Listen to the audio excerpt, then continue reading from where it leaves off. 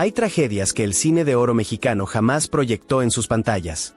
Muertes que la historia oficial selló con dictámenes médicos apresurados, con silencios convenientes, con verdades a medias que el tiempo convirtió en polvo. Porque detrás de cada estrella que se apagó demasiado pronto, detrás de cada nombre borrado de los créditos, existió algo más oscuro que el olvido, existió el poder. Y cuando el poder decide que alguien sabe demasiado, que habla demasiado, que incomoda demasiado, simplemente desaparece. No siempre con violencia, a veces con un accidente oportuno, a veces con una enfermedad súbita, a veces con el silencio más letal de todos, la indiferencia orquestada. Hoy en Archivo Extra vamos a descorrer el telón sobre las figuras que fueron eliminadas sin que el público lo supiera. Actores, cantantes, directores que conocieron secretos que no debían conocer, que amenazaron con hablar cuando debían callar, que se atrevieron a desafiar las sombras que controlaban la industria desde los despachos presidenciales, desde los sindicatos corrompidos, desde las redes de poder que convirtieron el cine en su tablero de ajedrez. Suscríbete a Archivo Extra y activa la campanita, porque aquí rescatamos las historias que quisieron enterrar para siempre, las que el tiempo intentó borrar, pero la memoria se niega a olvidar. Te advertimos, al final conocerás el caso más perturbador de todos, el que nadie se atreve a mencionar. El que sigue siendo un secreto a voces 70 años después. No te vayas, porque lo que estás a punto de descubrir cambiará para siempre la forma en que ves la época dorada del cine mexicano. René Cardona. René Cardona fue un titán del cine de oro mexicano que lo hizo todo. Actuó frente a las cámaras, dirigió desde la silla del realizador, y produjo historias que marcaron generaciones. Pero su verdadero poder no estaba en los sets de filmación. Estaba en los pasillos donde se firmaban contratos, en las oficinas donde se decidían destinos, en las reuniones privadas donde el dinero y la política se daban la mano bajo la mesa. René conocía los secretos. Todos. Los que nunca aparecieron en los periódicos. Los que jamás llegaron a los tribunales. Los nombres detrás de los fraudes, las censuras selectivas que protegían a ciertos apellidos mientras destruían a otros, el desvío millonario de fondos que debían llegar a los actores veteranos pero terminaban en cuentas extranjeras. Durante décadas guardó silencio. Era parte del juego. Pero en 1988, cuando ya rozaba los 81 años, algo cambió. Tal vez sintió que el tiempo se le acababa. Tal vez su conciencia ya no pudo más. O tal vez simplemente creyó que después de tantos años, el poder ya no lo tocaba. Se equivocó. Comenzó a hablar. Primero en entrevistas pequeñas, con insinuaciones cautelosas. Luego con nombres más directos. Mencionaba productoras fantasma que lavaban dinero, películas que nunca se filmaron pero que cobraron subsidios completos del gobierno, figuras protegidas desde los pinos que cometían abusos sin consecuencias. Y lo más peligroso de todo, anunció que estaba escribiendo sus memorias. Un libro que revelaría todo. Nombres, fechas, documentos, pruebas. Pocos meses después, René Cardona sufrió un paro cardíaco. Muerte natural, dijeron. La edad, explicaron. Nadie cuestionó nada. Pero hay detalles que nunca cuadraron del todo. Las memorias jamás aparecieron. Los documentos que guardaba en su estudio desaparecieron días antes de su muerte. Las entrevistas más comprometedoras que había grabado nunca salieron al aire. Fueron editadas, archivadas, borradas. Vecinos reportaron visitas extrañas en su domicilio durante sus últimas semanas. Hombres de traje que no se identificaban.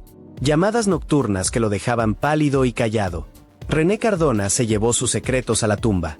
O tal vez, alguien se aseguró de que así fuera. Murió por su edad o porque finalmente había dicho demasiado. Lucharé. La llamaban la reina de la canción ranchera. Su voz era un terremoto emocional que hacía temblar los corazones más duros, que arrancaba lágrimas en cantinas polvorientas y en palacios presidenciales por igual. Lucha Reyes no cantaba, desgarraba el alma con cada nota, con cada grito desafiante que salía de su garganta como si fuera la última vez que respirara. Pero Lucha también era incómoda, explosiva, impredecible. No se callaba cuando debía. No bajaba la mirada ante los poderosos. Y peor aún, sabía cosas. Cosas que escuchaba en las mesas donde los empresarios cerraban tratos turbios. Cosas que le confiaban amantes influyentes en noches de alcohol y confesiones peligrosas. Nombres vinculados a redes de apuestas clandestinas que movían fortunas. Políticos que protegían negocios sucios a cambio de favores que no podían salir a la luz. El 25 de junio de 1944, Lucha Reyes apareció muerta en su departamento. Sobredosis de barbitúricos, declaró el dictamen oficial. Suicidió, sentenció la prensa sin cuestionar demasiado. Caso cerrado en tiempo récord. Pero nada tenía sentido. ¿Por qué una mujer que acababa de firmar contratos para nuevas giras, que planeaba proyectos discográficos, que hablaba con emoción de su futuro, decidiría quitarse la vida precisamente en ese momento? ¿Por qué nadie investigó las advertencias que había recibido días antes? Testigos cercanos aseguraron que Lucha comentó que le habían dicho que tuviera cuidado con lo que decía en público, que ciertos nombres no debían mencionarse, que había cosas que era mejor no saber. La autopsia fue superficial. No hubo análisis profundo. Los documentos del caso desaparecieron con los años, extraviados en algún archivo olvidado o convenientemente destruidos. En los círculos del espectáculo circulaban rumores oscuros, que Lucha tenía deudas con gente peligrosa, que había amenazado con revelar secretos de figuras poderosas que la habían traicionado, que sabía demasiado sobre operaciones financieras ilegales que involucraban a empresarios con conexiones directas al gobierno. Algunos sostienen que fue un asesinato disfrazado de suicidio. Otros creen que la obligaron a tomar las pastillas. Y hay quienes piensan que simplemente eliminaron a una testigo incómoda antes de que su voz, tan potente en el escenario, se volviera igual de potente ante un tribunal. Lucha Reyes murió a los 35 años, en la cúspide de su carrera, con la voz intacta y el futuro por delante. ¿Se suicidó realmente? ¿O la silenciaron antes de que cantara la verdad más peligrosa de todas? Ramón Armengol.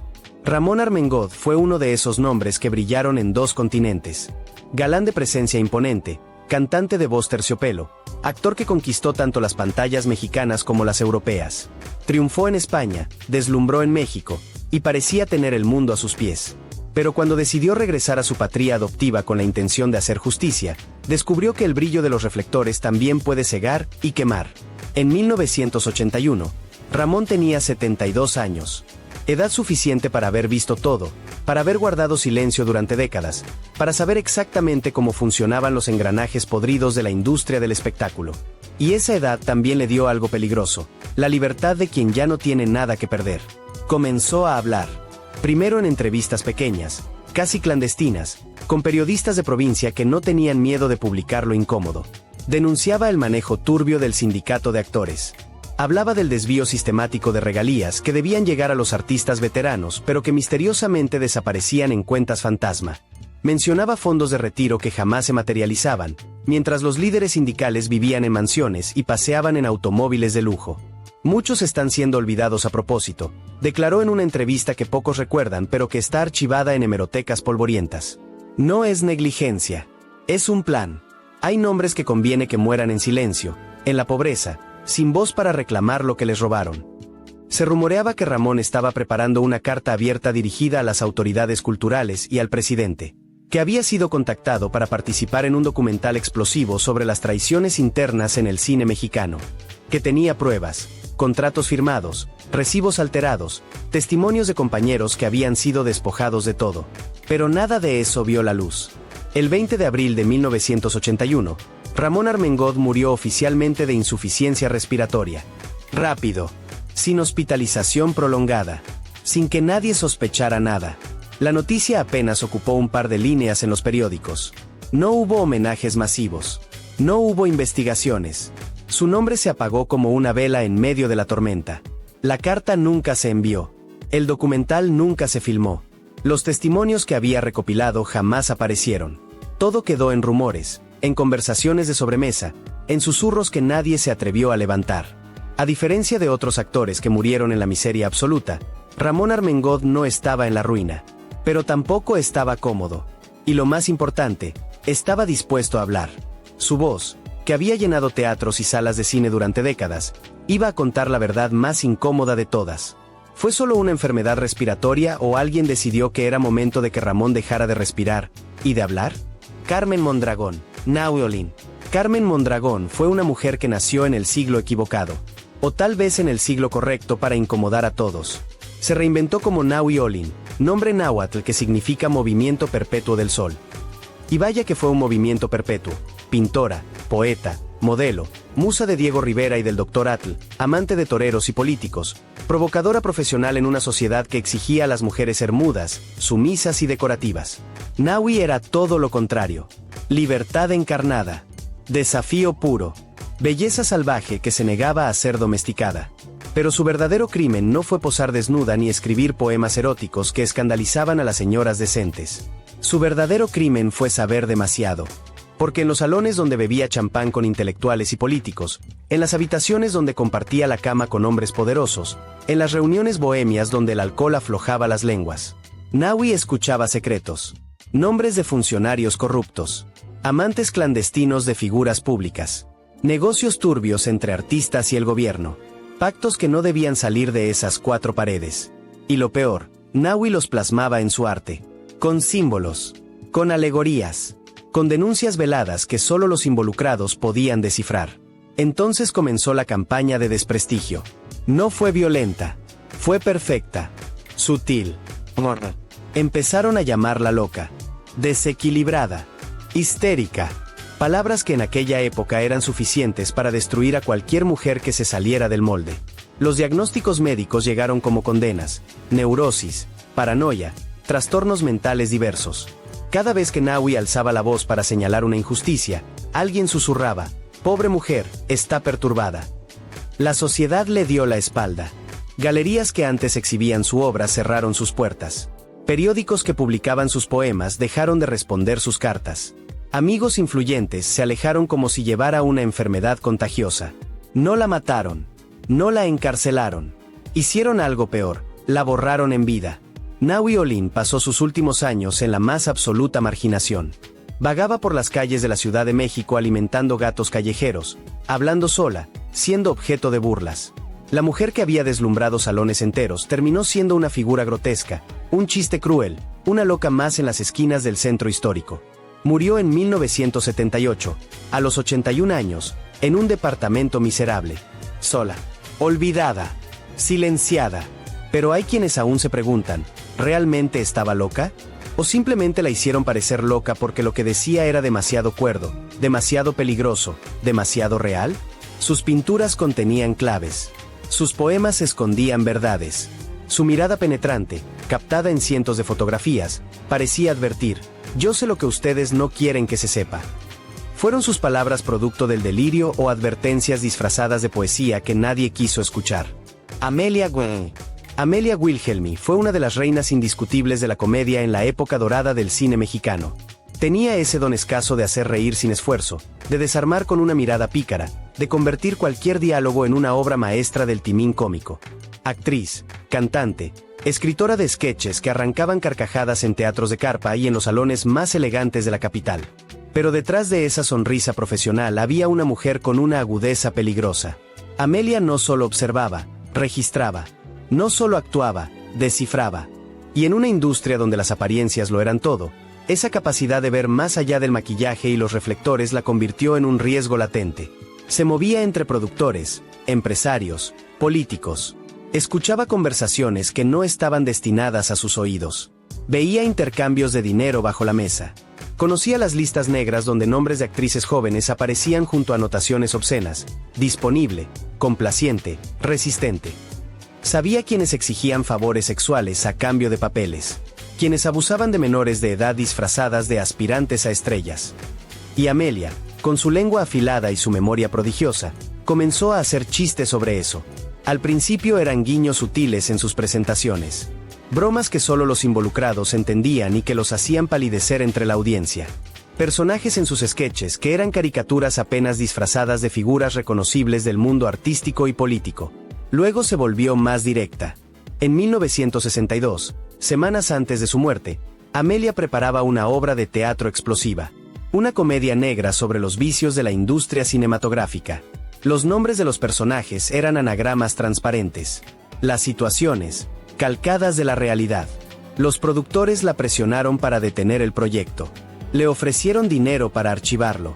Cuando rechazó las ofertas, las amenazas comenzaron. Llamadas anónimas, advertencias amigables de colegas que le sugerían tener cuidado. Amelia no cedió. El 15 de agosto de 1962, Amelia Wilhelmy murió de un infarto fulminante. Tenía apenas 58 años. No había antecedentes cardíacos graves. No había síntomas previos alarmantes. Solo días antes la habían visto ensayando, enérgica como siempre, con esa chispa inagotable que la caracterizaba. La obra nunca se estrenó. El libreto desapareció misteriosamente.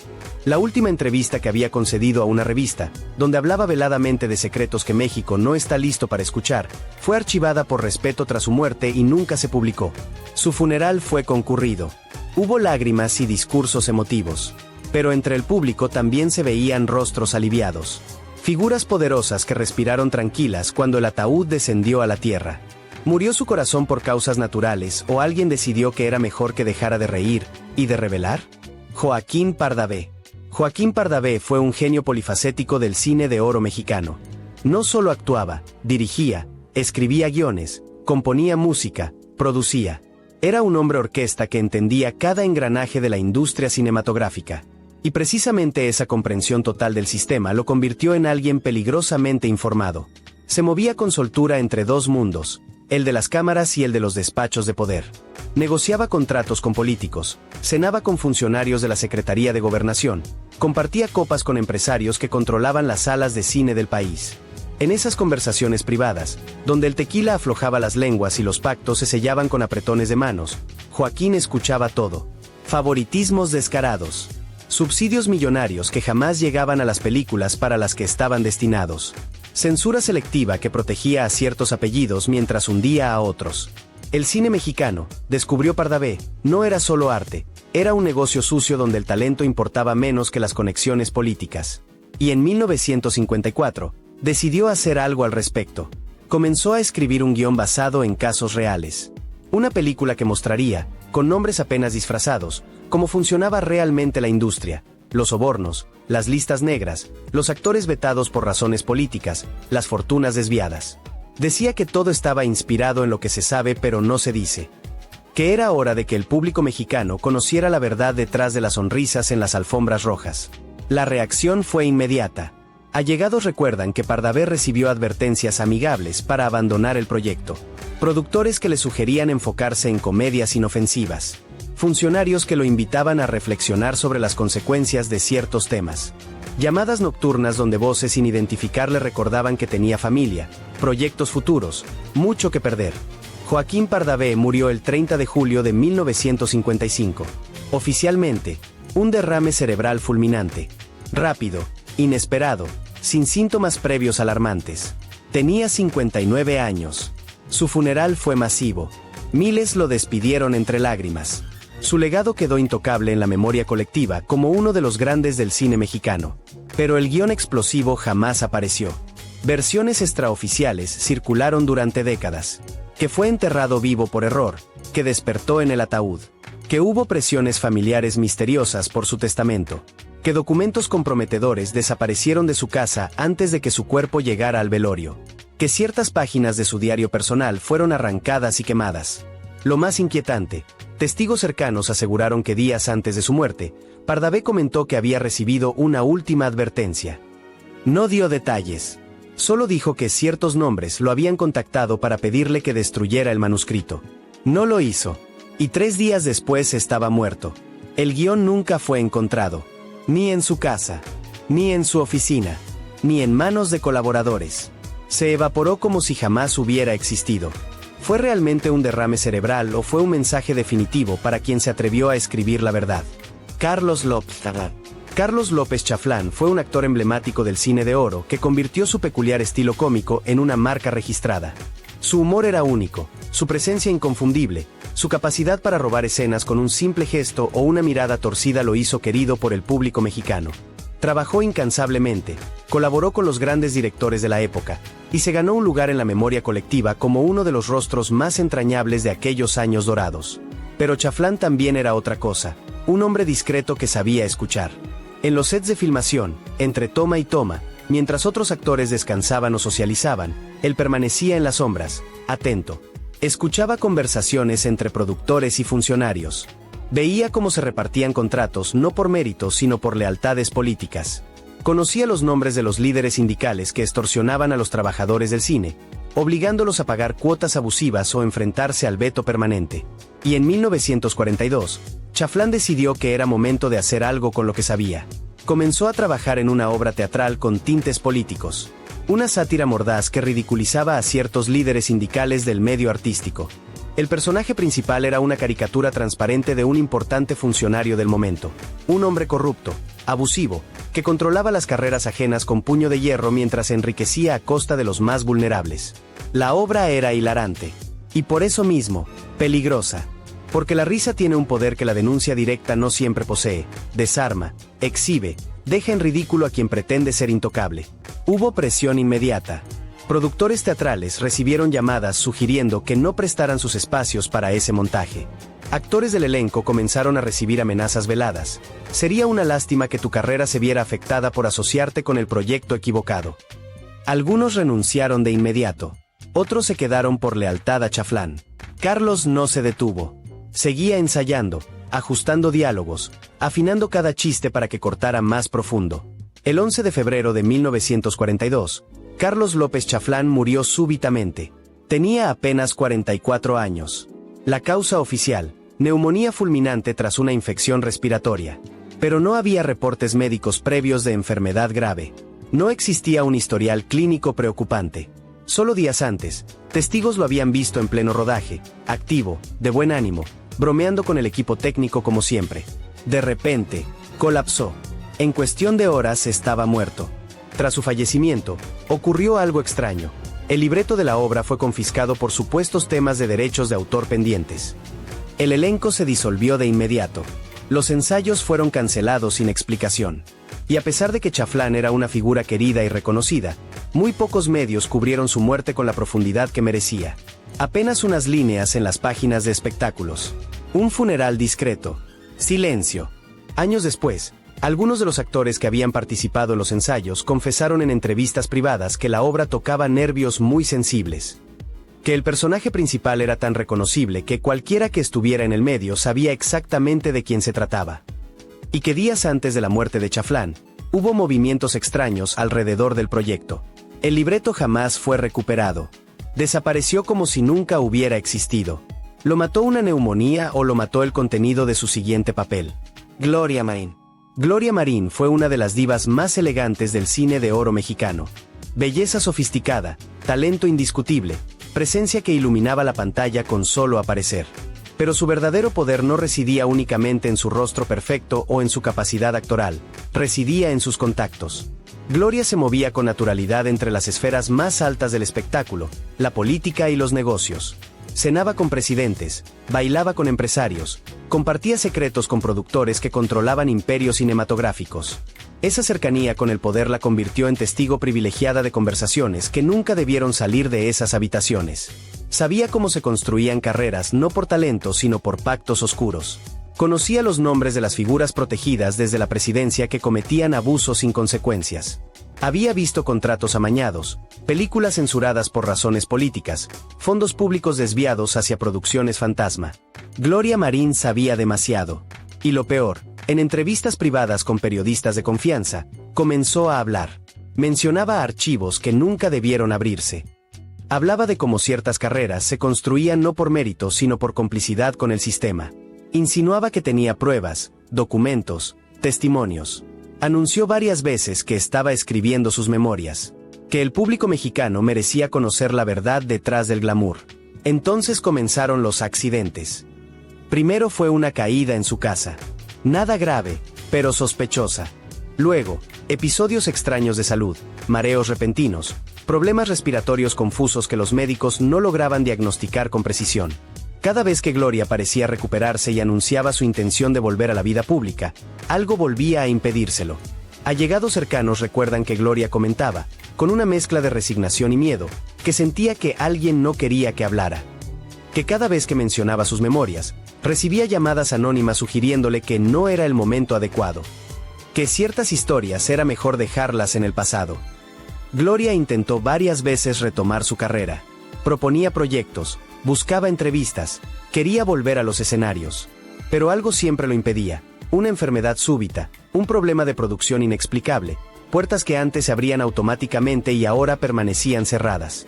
Murió en 1983, a los 63 años, oficialmente por complicaciones respiratorias. Su funeral fue elegante, lleno de flores y homenajes.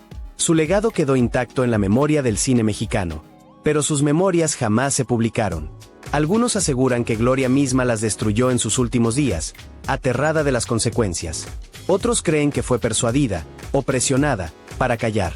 Y hay quienes sostienen que el manuscrito desapareció después de su muerte, confiscado discretamente por personas que sabían exactamente qué secretos contenía. Gloria Marín se fue entre aplausos y lágrimas, pero también con muchas verdades guardadas en el silencio. ¿Fue decisión propia o simplemente no le dejaron otra opción que llevarse sus secretos a la tumba? Jorge Negrete. Jorge Negrete no fue solo una voz. No fue únicamente el charro cantor que enamoraba multitudes con su barítono impecable. Jorge Negrete fue un hombre de carácter inquebrantable, de principios que no se negociaban, de una firmeza que en el México de los años 50 equivalía a firmar una sentencia de muerte. En 1953, cuando asumió la dirigencia de la Asociación Nacional de Actores, ANDA, Jorge no buscaba un cargo honorífico para su currículum. Buscaba justicia. Porque desde adentro había visto cómo el sindicato se había convertido en el feudo personal de mafias que controlaban destinos, extorsionaban a actores, desviaban fondos millonarios destinados a pensiones y prestaciones. En un México donde las agrupaciones sindicales eran territorios dominados por caciques con vínculos directos al gobierno y al crimen organizado, la batalla de Negrete era prácticamente suicida. Pero él no retrocedió. Denunció el nepotismo descarado. Exhibió el desvío sistemático de cuotas que debían proteger a los trabajadores del espectáculo, pero terminaban en cuentas bancarias privadas. Señaló el manejo arbitrario del dinero por parte de cabecillas sindicales con vínculos comprobables en Los Pinos y en los estudios cinematográficos más poderosos del país. No hablaba por hablar, tenía nombres, cifras, documentos. Y eso lo convirtió en enemigo público número uno del sistema. Productores comenzaron a darle la espalda. Proyectos que ya estaban confirmados se cancelaban misteriosamente. Empresarios con los que había trabajado durante años dejaron de responder sus llamadas. Políticos que antes lo invitaban a eventos oficiales ahora lo ignoraban como si llevara la peste. Incluso actores, algunos por miedo y otros por complicidad, se alejaron. Las amenazas no tardaron en llegar. Primero veladas. Ten cuidado, Jorge, estás jugando con fuego. Luego más directas. Advertencias sobre su familia, sobre su carrera, sobre su integridad física. Jorge Negrete no cedió, pero su salud comenzó a deteriorarse de forma alarmante. Aunque padecía una enfermedad hepática desde hacía tiempo, su colapso en 1953 fue repentino y sospechoso. Están de Los Ángeles para tratamiento médico, fue ingresado de emergencia por una cirrosis aguda que evolucionó con una rapidez que desconcertó a los propios médicos. En cuestión de días, el hombre que había desafiado a los poderosos estaba muerto. Tenía 42 años. La versión oficial, fallo hepático irreversible. La versión no oficial, susurrada en pasillos y camerinos durante décadas, envenenamiento. O peor aún, negligencia médica deliberada. Hay quienes sostienen que Jorge no recibió la atención adecuada porque alguien, en algún lugar, decidió que era conveniente dejarlo morir. Algunos doctores de la época expresaron dudas extraoficiales sobre la velocidad del deterioro. Una cirrosis avanzada mata, sí, pero no con esa brutalidad fulminante. No en un hombre que días antes aún tenía fuerzas para pelear. Cuando su cuerpo llegó a México, miles lo despidieron entre lágrimas genuinas. Pero entre el público también se veían rostros aliviados. Figuras del poder sindical y político que respiraron tranquilas cuando el féretro descendió a la tierra. Jorge Negrete murió siendo héroe para el pueblo. Pero murió también siendo una advertencia para quien osara seguir sus pasos. ¿Lo mató la cirrosis o lo mató el sistema que se negó a ser reformado? Pedro Infante. Pedro Infante fue mucho más que el ídolo máximo del cine mexicano. Fue un fenómeno cultural, una obsesión colectiva, el rostro que representaba al México ideal, guapo, valiente, humilde, talentoso. Pero detrás de esa imagen perfectamente construida había un hombre con acceso a círculos de poder que pocos comprendían. Y ese acceso lo colocó en situaciones que tal vez firmaron su sentencia final. Pedro no era solo actor y cantante. Era aviador apasionado, empresario con múltiples negocios, amigo cercano de políticos de alto rango, de militares con poder de decisión, de empresarios que movían fortunas en la sombra. Tenía llaves que abrían puertas donde se decidían cosas que el pueblo jamás debía saber. El 15 de abril de 1957, su avión se desplomó en Mérida, Yucatán. México entero quedó en shock. Millones lloraron como si hubieran perdido a un familiar. Pero desde ese mismo instante, las preguntas comenzaron a multiplicarse. ¿Cómo un aviador experimentado, que había sobrevivido a accidentes previos, sufrió un siniestro tan catastrófico? ¿Por qué su cuerpo quedó irreconocible y fue identificado únicamente por una placa metálica en su cabeza, resultado de una cirugía anterior? ¿Por qué la investigación fue tan breve y concluyente? Pero hay algo más oscuro detrás de ese vuelo fatal. Pedro Infante conocía secretos. Mantenía cercanía con personajes del PRI, el partido todopoderoso de aquel entonces. Se relacionaba con altos mandos del ejército. Compartía negocios con empresarios sumamente influyentes que operaban en zonas grises de la legalidad. Uno de los rumores más persistentes, susurrado durante décadas pero jamás confirmado oficialmente, señala que Pedro estaba vinculado, directa o indirectamente, con una red de contrabando que operaba en la península de Yucatán. Algunos sostienen que fue engañado, que terminó involucrado sin saberlo, confiando en socios que resultaron ser peligrosos. Otros aseguran que estaba al tanto, pero creía que su fama lo volvía intocable. Se equivocó. El día del accidente, hay detalles que simplemente no cuadran. Testigos aseguran que el avión despegó con sobrepeso, violando normas básicas de seguridad. Otros afirmaron haber escuchado una explosión antes de que la aeronave se viniera abajo, no después. El copiloto, Manuel Vidal de la Tijera, tenía vínculos con ciertos sectores de poder en Yucatán, lo que alimentó sospechas de conspiración. Y luego está el cuerpo. Pedro Infante quedó totalmente irreconocible, carbonizado, destrozado, identificado únicamente por una placa metálica en el cráneo. ¿Y si no era él? ¿Y si el accidente fue provocado para eliminar a alguien que sabía demasiado? ¿Y si Pedro Infante nunca murió en ese avión? Durante décadas han circulado testimonios de personas que juran haberlo visto vivo años después. En Texas, en California, en pueblos perdidos de México. Siempre la misma descripción. Un hombre con el rostro cambiado por cirugías, pero con esa mirada inconfundible, esa voz que no se puede falsificar. Su funeral fue multitudinario. Cientos de miles salieron a las calles a despedirlo. Pero entre los asistentes también se observaron rostros serios. Figuras del poder que no mostraban tristeza sino inquietud. Como si supieran algo que el resto ignoraba. ¿Murió realmente en ese avión o alguien decidió que era mejor que Pedro Infante desapareciera antes de que hablara demasiado? Miroslava Stern. Miroslava Stern era belleza fría esculpida en mármol. Elegancia europea trasplantada a las pantallas mexicanas. Una actriz checa que huyó de los horrores nazis para convertirse en una de las figuras más admiradas del cine de oro. Su presencia en películas como Ensayo de un crimen y La muerte enamorada la consolidaron como un talento indiscutible, capaz de transmitir con una sola mirada lo que otros actores necesitaban párrafos de diálogo para expresar. Pero Miroslava no era solo una actriz. Era una mujer que se movía en círculos peligrosos.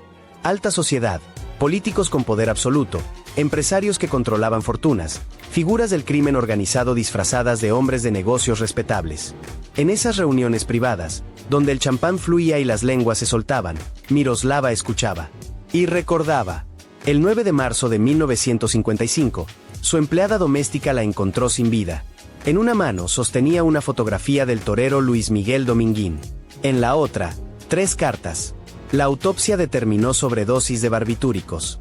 La versión oficial fue inmediata y categórica: suicidio por desamor. El torero se había casado con la actriz italiana Lucia Bosé, y Miroslava, devastada, decidió quitarse la vida. Caso cerrado. Pero nada en esa escena tenía sentido. Su cuerpo fue encontrado con una expresión de espanto. Ojos abiertos de par en par, rostro contraído en un gesto de horror absoluto. Algo completamente inusual en una muerte por sobredosis de barbitúricos, que normalmente induce un sueño profundo y apacible antes del fin. Las 3 cartas jamás se divulgaron completamente. Solo fragmentos cuidadosamente seleccionados vieron la luz. Nunca se pudo corroborar si realmente hablaban de un amor perdido o si contenían información mucho más comprometedora. ¿Nombres? ¿Acusaciones? ¿Amenazas recibidas? Algunas fuentes periodísticas de la época señalaron que la escena del crimen fue alterada antes de la llegada de las autoridades. Hay sospechas de que su cadáver fue movido, reposicionado, que las cartas y la fotografía fueron colocadas estratégicamente para construir una narrativa romántica y trágica que el público pudiera digerir sin hacer preguntas incómodas. Porque Miroslava Stern sabía cosas. Mantenía lazos cercanos con figuras que no podían permitirse escándalos. Era testigo de acuerdos oscuros en la industria cinematográfica, producciones financiadas con dinero sucio, contratos que encubrían operaciones ilegales, actrices obligadas a complacer a inversionistas poderosos. Periodistas que cubrieron su muerte años después confesaron en entrevistas privadas que Miroslava había recibido amenazas en los días previos a su fallecimiento. Llamadas anónimas. Advertencias de tener cuidado con quien hablaba. Algunos allegados reportaron que estaba asustada, nerviosa, mirando constantemente por encima del hombro como si esperara que algo terrible estuviera por suceder. Y luego está el detalle más inquietante de todos. Su última película fue Ensayo de un crimen, dirigida por Luis Buñuel. En una de las escenas más impactantes, Miroslava aparece dentro de un féretro, con una expresión perturbadora de terror congelado. Para muchos, esa secuencia no fue solo actuación, fue un presagio. O peor aún, una advertencia que ella misma dejó filmada, sabiendo que algo terrible se aproximaba. Miroslava Stern fue enterrada como una víctima del amor, pero tal vez fue víctima de algo mucho más oscuro, del poder que silencia a quienes saben demasiado. ¿Se suicidó por desamor o la silenciaron antes de que revelara secretos que podían destruir imperios? Arturo de Córdoba. Arturo de Córdoba tenía todo para convertirse en leyenda inmortal del cine de oro mexicano. Presencia magnética, voz grave que acariciaba o amenazaba según lo requiriera el guión, talento para sumergirse en personajes complejos que iban mucho más allá del galán convencional. Pero precisamente esa complejidad, esa capacidad para interpretar al hombre atormentado en lugar del héroe inmaculado, fue lo que comenzó a incomodar a los guardianes de la moral pública. Mientras otros actores representaban al charro noble, al hombre íntegro, al mexicano idealizado que la propaganda oficial quería proyectar, Arturo de Córdoba se especializó en algo más peligroso, la verdad humana. En el 1953, interpretó a un hombre consumido por celos paranoicos, obsesivo hasta la locura. En Dios se lo pague 1948, fue un mendigo con un pasado enigmático y oscuro. Personajes que mostraban las grietas del alma masculina en una época que exigía perfección inmaculada. El público lo adoraba. Pero los sectores conservadores, la Iglesia Católica con su poder absoluto sobre la moral pública, y las figuras políticas que controlaban la industria cinematográfica comenzaron a verlo como una amenaza. No era solo lo que hacía en pantalla, era lo que representaba, una ruptura con el molde, una grieta en el discurso oficial. Y en el México de los años 50, donde el cine era propaganda disfrazada de entretenimiento, eso no se perdonaba. A finales de esa década, su carrera empezó a desmoronarse. Varias de sus películas fueron bloqueadas por la censura bajo el argumento de contenido moralmente cuestionable. Proyectos que ya tenía confirmados fueron cancelados sin explicación. Productores que antes peleaban por trabajar con él dejaron de llamarlo. Y luego vino el escándalo que lo condenaría definitivamente. Su romance público con la actriz Marga López mientras estaba casado escandalizó a la sociedad conservadora mexicana. La prensa amarillista lo crucificó. La iglesia lo señaló como ejemplo de inmoralidad. Y aunque Marga López logró continuar trabajando, las actrices siempre eran más perdonables en esa ecuación machista. Arturo de Córdoba fue marcado como hombre inmoral, como influencia negativa, como alguien que no merecía el privilegio de ser visto por familias decentes. Hay quienes sostienen que en una ocasión, cuando buscaba un papel importante en una producción de alto presupuesto, alguien con poder real, un funcionario de gobernación, quizás, o un empresario con línea directa a Los Pinos, bloqueó personalmente su contratación.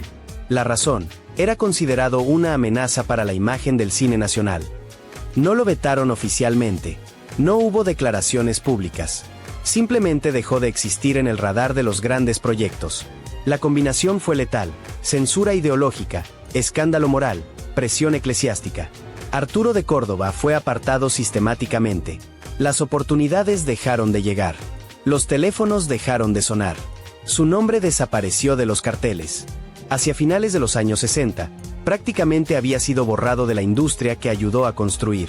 Pasó sus últimos años alejado, con problemas de salud, sin el reconocimiento que merecía. Falleció en 1973, dejando tras de sí una carrera brillante pero marcada por la tragedia de haber sido demasiado auténtico en una época que exigía máscaras. ¿Fue su talento lo que lo destruyó o fue el atrevimiento de mostrar verdades que la sociedad no estaba lista para aceptar? Lilia Prado. Lilia Prado fue belleza y sensualidad encarnadas en la pantalla del cine de oro mexicano. Tenía ese magnetismo natural que no se enseña en academias de actuación, esa presencia que hacía voltear cámaras y miradas por igual. Trabajó con los directores más importantes de la época, incluyendo a Luis Buñuel en La ilusión viaja en tranvía y Su vida al cielo. Su talento era indiscutible, pero su verdadero pecado fue ser hermosa en un mundo donde la belleza femenina se consideraba moneda de cambio. Desde sus primeras apariciones, Lilia despertó no solo la admiración del público, sino el apetito de hombres poderosos que veían a las actrices no como artistas sino como trofeos para coleccionar. Políticos de alto rango, empresarios con fortunas obscenas, funcionarios gubernamentales con poder de vida o muerte sobre carreras enteras. Todos querían convertir a Lilia Prado en algo más que una estrella. Querían convertirla en su propiedad privada. Las ofertas comenzaron a llegar. Contratos exclusivos que la atarían a productoras controladas por hombres específicos. Automóviles de lujo que aparecían frente a su casa sin que ella los pidiera. Invitaciones a cenas privadas donde el menú real no era comida.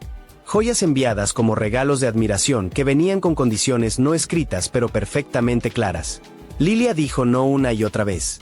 Y en el México de los años 50, decir no a los hombres equivocados podía costar mucho más que una carrera. Uno de los episodios más aterradores ocurrió a finales de esa década. Según testigos que años después se atrevieron a hablar, un automóvil sin placas intentó interceptarla en plena vía pública tras un evento social. 2 hombres descendieron del vehículo y se dirigieron directamente hacia ella. Por fortuna, un grupo de admiradores la reconoció en ese preciso instante y corrió hacia ella, pidiéndole autógrafos, rodeándola sin saberlo de un escudo humano. Los hombres retrocedieron. El auto se marchó. Lilia quedó aterrada. Sabía exactamente lo que había estado a punto de suceder. Desde entonces, las amenazas se volvieron más explícitas. Llamadas telefónicas en medio de la noche. Voces masculinas sin identificar que le advertían que no era inteligente rechazar ciertas propuestas. Que había consecuencias para las mujeres que no sabían agradecer las oportunidades. Que otras actrices habían aprendido por las malas. Lilia comprendió que tenía 2 opciones, ceder o desaparecer. Eligió una tercera vía, la invisibilidad estratégica. Se negó rotundamente a asistir a reuniones privadas organizadas por políticos. Rechazó invitaciones a yates, a residencias particulares, a fiestas exclusivas donde sabía lo que realmente se esperaba de ella. Evitó comprometerse con personajes influyentes que ofrecían impulsarla a cambio de su dignidad. Esa decisión la salvó de caer en redes de explotación y abuso. Pero también le costó su carrera. A finales de los años 60, Lilia Prado dejó de recibir papeles protagónicos. Las productoras que antes peleaban por contratarla dejaron de llamar. Los directores que la admiraban comenzaron a olvidarla para sus proyectos. No fue casualidad. Fue castigo silencioso. Poco a poco, su nombre se desvaneció de la pantalla grande. Decidió retirarse en silencio, lejos de los reflectores, protegiendo lo único que le quedaba, su tranquilidad y su integridad. Lilia Prado vivió hasta edad avanzada, disfrutando finalmente de la paz que nunca tuvo durante su época de mayor fama. Pero siempre supo la verdad, que en el mundo del espectáculo mexicano de aquellos años, decir no a los poderosos podía costar no solo la carrera, sino la propia vida. ¿Cuántas otras actrices no tuvieron la suerte de escapar? Blanca Estela Pavón. Blanca Estela Pavón fue la chorreada. La novia eterna de Pepe el Toro. La mujer que hizo llorar a millones con su sonrisa humilde y sus ojos que destilaban ternura pura. Nacida en Minatitlán, Veracruz, en 1926, llegó al cine casi por accidente, como tantas grandes historias. Empezó doblando voces, incluyendo la de Ingrid Bergman, y terminó convirtiéndose en la actriz más emotiva, más natural, más genuina del cine de oro mexicano. Su química con Pedro Infante fue magia cinematográfica en estado puro. Nosotros los pobres 1947 y ustedes los ricos 1948 no fueron solo películas, fueron fenómenos culturales que definieron una época. Blanca Estela, con su belleza sencilla y su capacidad de transmitir emoción sin artificio, se ganó el corazón de un país entero. La Academia la reconoció con el Ariel a la mejor actuación femenina. Los productores peleaban por tenerla en sus proyectos. Su carrera era imparable. Tenía apenas 23 años y el futuro completo por delante. Hasta que llegó la noche del 26 de septiembre de 1949. El bimotor DC-3 de Mexicana de Aviación despegó desde Oaxaca transportando pasajeros ilustres. Entre ellos, Salvador Toscano Hijo, historiador y fundador del Instituto de Investigaciones Estéticas de la UNAM. El senador Gabriel Ramos Millán, director de la Comisión Nacional del Maíz. Y Blanca Estela Pavón, acompañada de su padre, don Francisco Pavón. El avión se estrelló contra las laderas del Popocatépetl en condiciones que aún hoy resultan confusas. No hubo sobrevivientes. Todos los tripulantes y pasajeros perdieron la vida en el impacto. La XCW interrumpió su programación musical para dar la noticia. La voz engolada del locutor temblaba al pronunciar las palabras que nadie quería escuchar. Nos ha dejado Blanca Estela. México entero se detuvo. Las calles se llenaron de llanto. Los cines proyectaron sus películas como homenaje espontáneo. La radio transmitió una y otra vez su voz interpretando canciones que ahora sonaban como despedidas premonitorias. Ismael Rodríguez, el director que la había convertido en estrella, quedó destrozado. Había planeado filmar una tercera parte de la saga, Ni pobres ni ricos. Pero la muerte de Blanca Estela hizo imposible continuar esa historia. Años después, en 1952, rodaría Pepe el Toro, donde el carpintero se convierte en boxeador y guarda luto eterno por su esposa, la Chorreada, atropellada junto a sus gemelitos. Era ficción que imitaba la tragedia real. Pedro Infante interpretando el dolor que sentía en la vida verdadera. La voz de Blanca Estela Pavón sonó por última vez en la Radio Nacional el día de su muerte, fantasmal y lejana, cantando el tema de Que Dios me perdone. Me quedé pensando lo que he vivido, en las cosas amargas que pasan. Si pudiera borrarla sin dolor de mi vida. México perdió ese día no solo a una actriz. Perdió a un símbolo de inocencia, de esperanza, de la belleza sencilla que no necesitaba glamour para brillar. Blanca Estela Pavón tenía 23 años cuando el cielo la reclamó. Su esencia permanece en cada fotograma, en cada canción, en los corazones de quienes aún lloran al ver a la Chorreada caminar por las calles de ese barrio humilde que el cine inmortalizó. No todas las tragedias del cine de oro fueron conspiraciones. Algunas fueron simplemente crueldad del destino. Pero el dolor fue igual de devastador. Fernando Soler. Fernando Soler fue uno de los pilares fundamentales del cine de oro mexicano. Miembro de la legendaria dinastía Soler que regaló al séptimo arte mexicano a Andrés, Domingo, Julián y Fernando, cada uno brillante a su manera. Pero Fernando destacó con luz propia. Actor de presencia impecable, director visionario, guionista meticuloso. Su trayectoria construyó puentes entre el teatro de carpa y el cine que aspiraba a competir con Hollywood. Siempre proyectó la imagen del hombre respetable, el padre de familia en pantalla, el representante del México tradicional, de valores sólidos, de la moral inquebrantable. Pero detrás de esa máscara pública había un hombre que veía demasiado claro, que entendía perfectamente cómo el poder corrompía cada rincón de la industria que él tanto amaba. Durante los años 40 y 50, Fernando fue testigo privilegiado de cómo las productoras cinematográficas eran controladas por intereses políticos que nada tenían que ver con el arte. Vio cómo los sindicatos se convertían en feudos personales donde caciques extorsionaban a trabajadores indefensos. Observó cómo el cine mexicano se transformaba en plataforma de manipulación ideológica, donde ciertos temas eran promovidos y otros brutalmente censurados según los caprichos del régimen. Y decidió que no podía quedarse callado. Al igual que su amigo Jorge Negrete, Fernando Soler se preocupó profundamente por la falta de transparencia en el manejo de recursos destinados al cine nacional. Se unió a movimientos que buscaban dignificar el trabajo actoral y evitar los abusos sistemáticos del poder sindical. Participó activamente en la defensa de los derechos de los actores, lo que inevitablemente lo llevó a enfrentarse con líderes sindicales que tenían línea directa con secretarios de Estado y hasta con la presidencia misma. Estas acciones, aunque valientes y necesarias, le trajeron consecuencias profesionales inmediatas. Los productores comenzaron a limitar sus participaciones en ciertos proyectos sensibles. Películas donde su nombre aparecía en los créditos enfrentaban misteriosamente dificultades para conseguir distribución.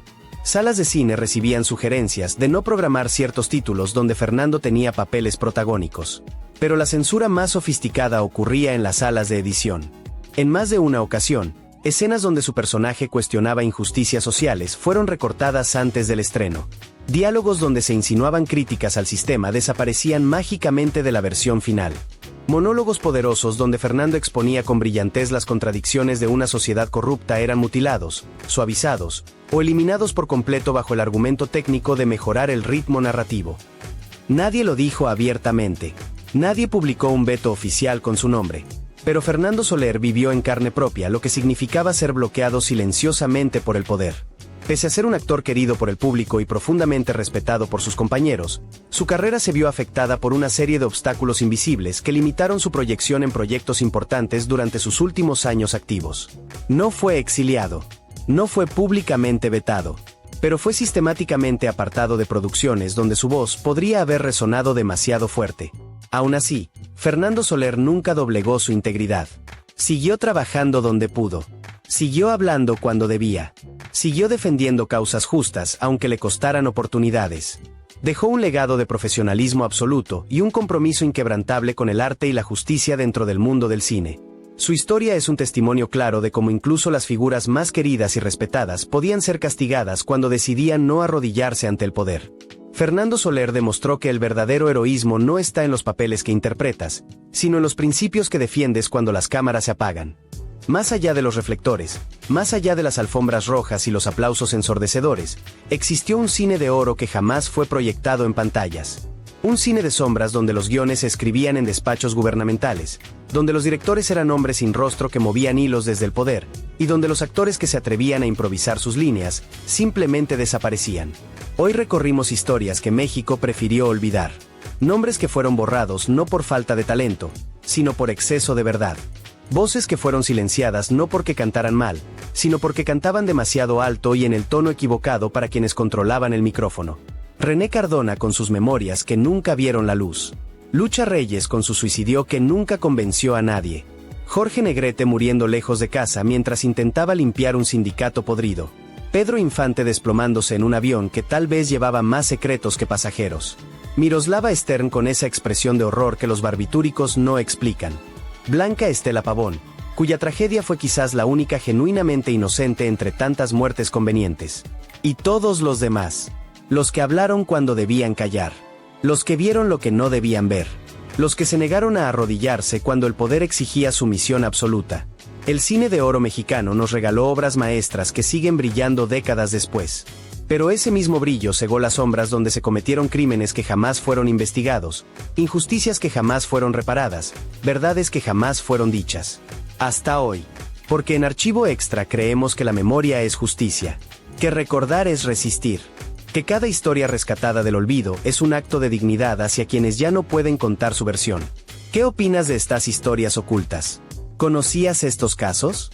¿Hay algún otro nombre que crees que debimos incluir? Cuéntanos en los comentarios. Tu voz importa, porque es la voz que ellos ya no tienen. Si este viaje por los secretos más oscuros del cine mexicano te removió algo en el pecho, si sentiste que estas historias merecían ser contadas, no olvides suscribirte a Archivo Extra y activar la campanita. Aquí no dejamos que el tiempo borre lo que el poder intentó enterrar. Dale like si crees que la verdad, aunque duela, siempre merece ser dicha. Comparte este video con quien ame las leyendas que nunca mueren y las historias que se negaron a quedarse en silencio. Porque el cine de oro terminó hace décadas. Pero las sombras que dejó, esas siguen vivas.